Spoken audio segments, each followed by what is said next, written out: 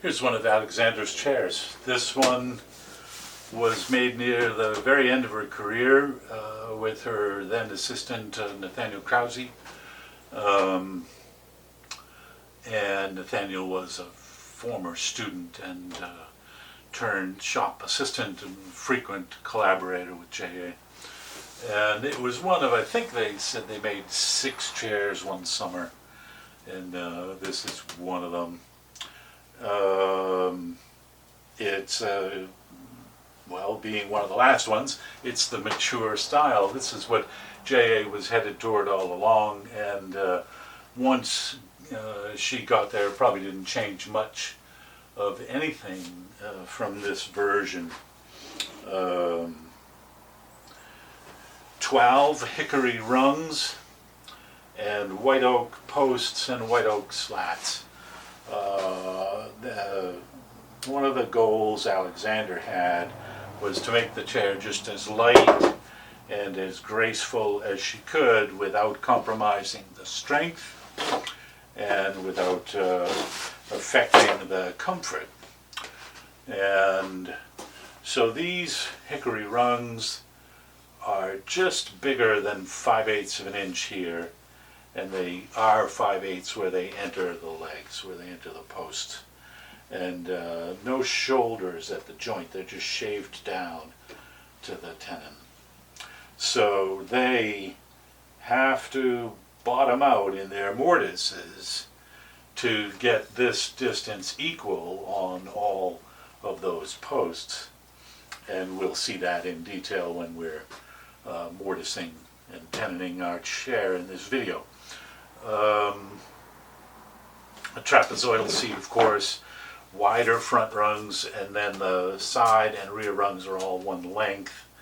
And there's 12 of those rungs. A lot of chairs historically and now chairs being made today will skip particularly this middle rung right here in the back.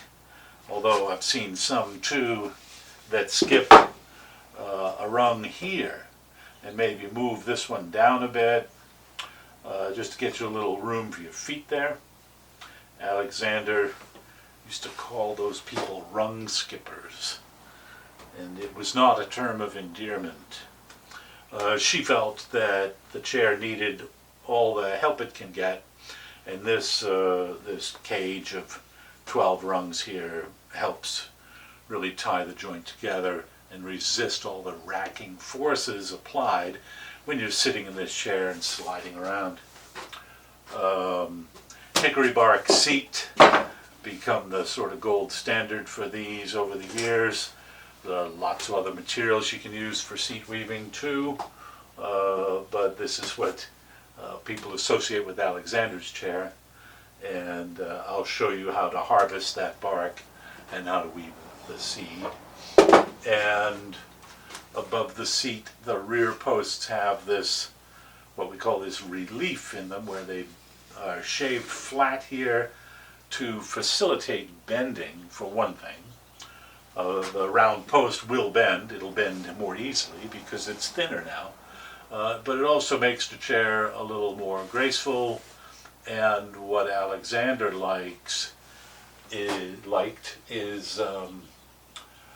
getting this sort of continuous surface here, the flats of these posts almost melding with the curves of those slats to form one surface for you to sit against, to lean against. 2 pins through the joints to secure these slats. I found over the years, if I did a single pin, sometimes that slat could creak vertically against a single pin, and 2 help keep it from doing that. And these pins exit. Sometimes chair makers will do it so they are blind, and maybe they come from the back, maybe they come from the front. I bore them all the way through like Alexander did. And one thing you'll find in Jennie's chair is the thinnest slats of all. They are 1/8 of an inch thick, maybe just a hair over that here, and 1/8 inch where they enter the post. Um, and she was adamant about it. Just couldn't stand heavy slats. I argued a lot of years about it. I don't like them. And the reason is they're uncomfortable right there. If you pick this chair up by the slats, that very thin piece is just not friendly to your fingers. It's also fragile because it's so thin. There's a little nick there where this bumped against something. I make mine 3/16. This is an 1/8. And it's a big difference. It's another 50% thickness. But you can see the difference. I like the way it feels. It is completely up to each chair maker how they want to do this. One of the things Alexander tried to do is get that mortise for the slat as close to that surface as she dared. And it's terribly frightening. Her notion was, again, that it's sort of that continuous surface there for you to rest your back against. There's no bump where this slat is recessed from that post. The danger is you can crack that right here where the slat enters that post. And indeed, this one is cracked right there.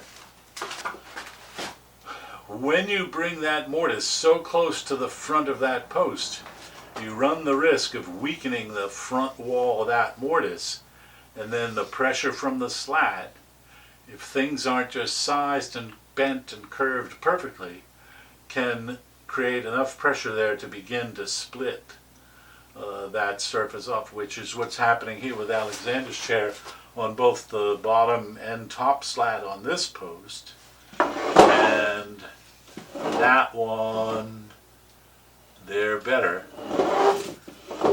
I don't know if that means they went in this post first or that post first, but out of caution, what I do is move that mortise back a little. You'll see me do that when I chop the mortises. After assembly, the front posts are trimmed above the side rung. The side rung is higher than the front rung, and how much or how little you leave sticking above that rung becomes another critical factor in the comfort of the chair. So you're straddling a line between the structure. If you cut this too close to that top side rung, it can split out the top of the post. And if you leave it too high, it's going to rub against your legs. Traditionally, whatever that means, historically, people would use a cushion, even on a chair with a woven seat like this.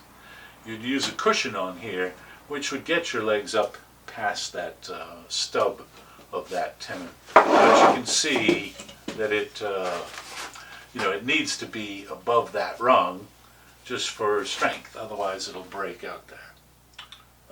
In 1978, when Alexander wrote the first version of the book, in there she assembled the front, we'll call it a panel for lack of a better term, the front frame of the chair, these 3 rungs on the front posts, and then bored the rear posts and connected those with the rear rungs. The rungs enter the posts, in this case at a tangent line, and the tenons intersect each other just a tiny bit. And that's a traditional technique Alexander saw on old chairs she studied and wanted to put on hers. The notion used to be you would build the front of the chair and the back of the chair and then bore the posts for the side rungs. And those side rungs would pierce into the front and rear rungs just by the tiniest bit, locking them in place. And Alexander saw this on old chairs and put it on her chairs. So in the first version of the book from 1978, that's the construction. You build the front and rear of the chair and then assemble it with the sides. But she became obsessed with this notion that most of the stress on the chair was front to back, and therefore wanted to pin the side rungs, lock those in place with the front and rear rungs.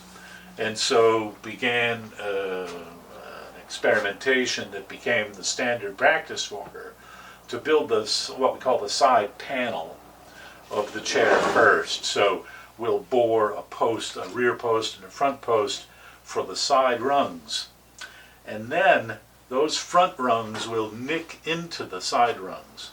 So here's a side rung into the chair, and then you bore this hole for the front or rear rung, just nicking into that.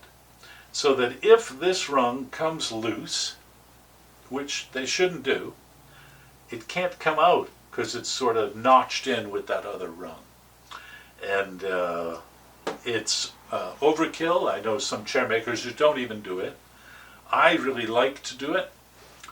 I've never needed it, in that I've never had a rung come loose that then was pinned by its subservient rung. But I like the historical aspect of it. I like the traditional aspect of it. It's just fun to do that way. Building the side of the chair first versus building the front or the back first isn't that much harder. There's still a little planning and visualization as you get ready to bore the holes, but we'll be able to show you how to wrap your head around that and do that. Just a couple more thoughts about Alexander's chair. I was thinking about her inspiration for it, where this design came from. Her initial studies of historic chairs, antique chairs, museum collections, those were all turned chairs she was looking at, and in fact her early chairs were turned on the lathe. I have one made in the early 1970s, a one-slat chair, all turned out of hickory.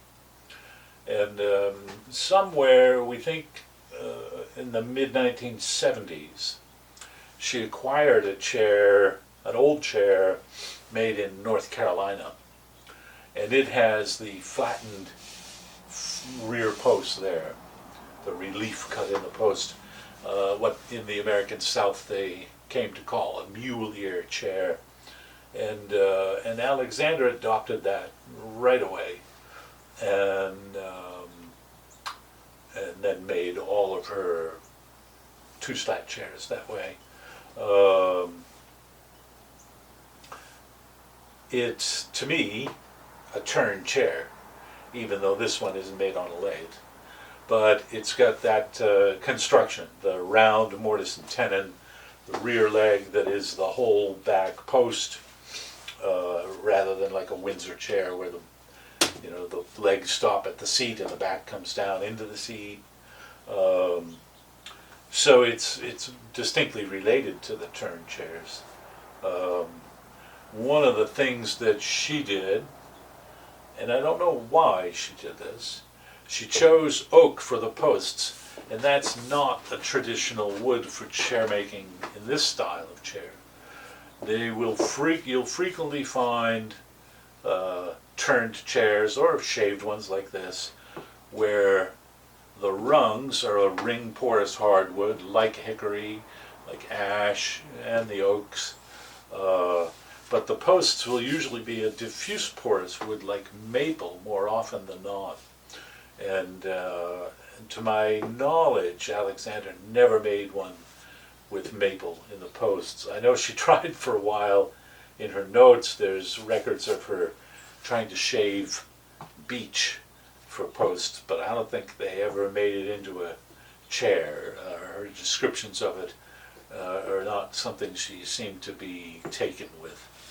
But white oak was always her favorite for the posts, and hickory for the rungs. Sometimes she make the whole chair out of white oak.